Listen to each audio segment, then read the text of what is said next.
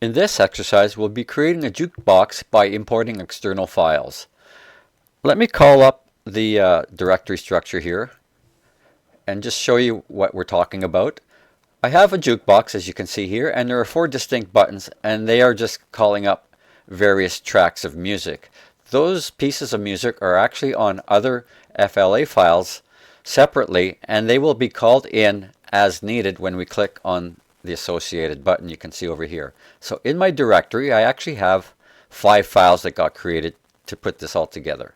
We do have our main host file, and I've called it Jukebox, and each song will get its own dedicated file, and ultimately we'll be exporting those as SWF files. And these SWFs are what actually will be called into the main host file when we click the specific button. These, by the way, can easily be created. When you test movie, you're automatically generating one of these SWF files. Okay, just so you know. So let's go back into Animate here. And I do have each file open. Here's the host file, if you will. You'll notice everything's just on one frame. And I have 3 layers. A basic text layer, which if I click will highlight all the text. A layer for my buttons, and it's actually 1 button and 4 instances of that same button. And then my actions layer. So physically not a whole lot of stuff in here. I'll go to one of my song files. They're all basically the same here. Here's song 1. And what we have is, we've done this before, we have a progress bar and a graphic expanding inside of this frame, which is the stroke and the fill of a rectangle that we'll create. And we run the song inside one of the tracks, one of the layers, and we find the end of the song and match the animation to that duration. Okay, so we'll be creating that from scratch as well, but this is basically how it's done. I have 1 layer for the song itself, 1 layer for the text, 1 layer for the fill, which I've named green bar in this case, 1 layer for the border, which was the stroke. So originally we cut the stroke and then copied in place on a new layer, which I called border, and then finally the code. And there's really, I don't think there's any code actually in the song files. Just see here. Oh, I think I have, yes, I put a keyframe in the very final frame in order for it not to repeat. And you can see the code here is called stop. So yeah, if I scroll to the end here, right in that last frame is a keyframe, and I've got the stop command happening in there. If you want it to loop, then just don't put that in there. Okay, so that's how the song files are created. And to create the SWFs, once again, I'm just going test movie, control test. And by doing that, I've generated my SWF file. Okay, so you're going to have to do that for each of the 4 songs. So what basically changes is the title and the duration.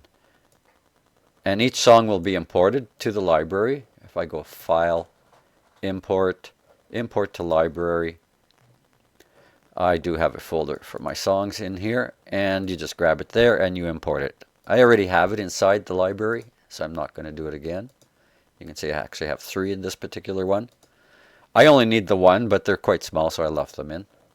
Okay, let's go back to properties here. So that's the song file. So we'll create 4 of those, and they get exported as SWF files, and it's those files that get imported into here. So when we start this file, to keep, to make it sync visually, so let me play it again and I'll show you what I mean, is when I play one of these, that green bar does appear in a specified location.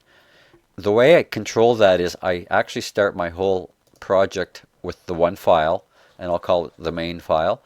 I actually draw the rectangle in this file as a temporary element. Then I do a save as and duplicate the file, ultimately deleting everything except for the element I need for the song. And in the host file, I just delete the rectangle that was put there temporarily. And that's just to line it up. And of course, then by doing a save as, both files are the same size. I'm talking about the width and the height. Okay, and I'll do that again when I start from scratch, but in a nutshell, that's how this was created. So let's look at the code. And what we have here is, I'll call it the magic window, and this is this thing called the loader. This stuff all up here got auto-generated. So depending on the version you're using, some or all of that will get auto-generated, but you do not have to type that in. Okay. This section here is what again, it's called a loader, and it's like an invisible window that allows us to import external files.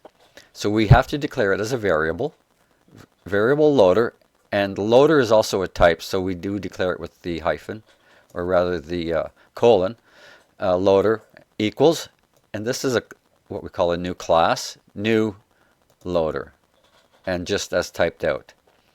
Then to put that on the screen, we have a command called add child. Add child basically means put on the stage. And what are we putting on the stage? We are putting this variable called loader.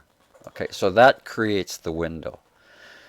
Then each button, of course, will have an instance name, and you can see them all named here. And we'll create a mouse click event for each.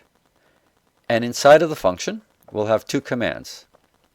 One will be to kick out the sound from anything that might be currently playing.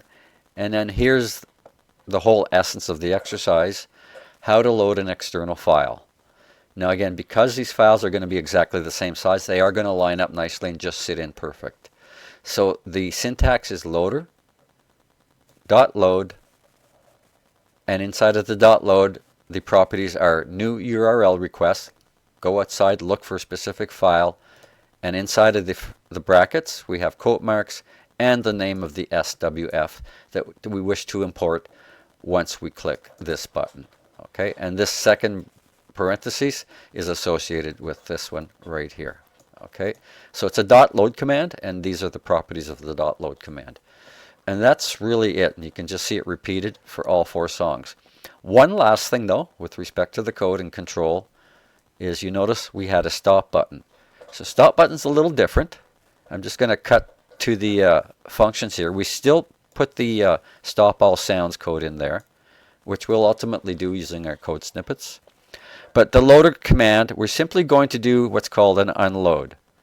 Dot unload. And that empties that magic window. It empties that loader. So whatever was in there will be deleted basically from the screen once you click the stop button.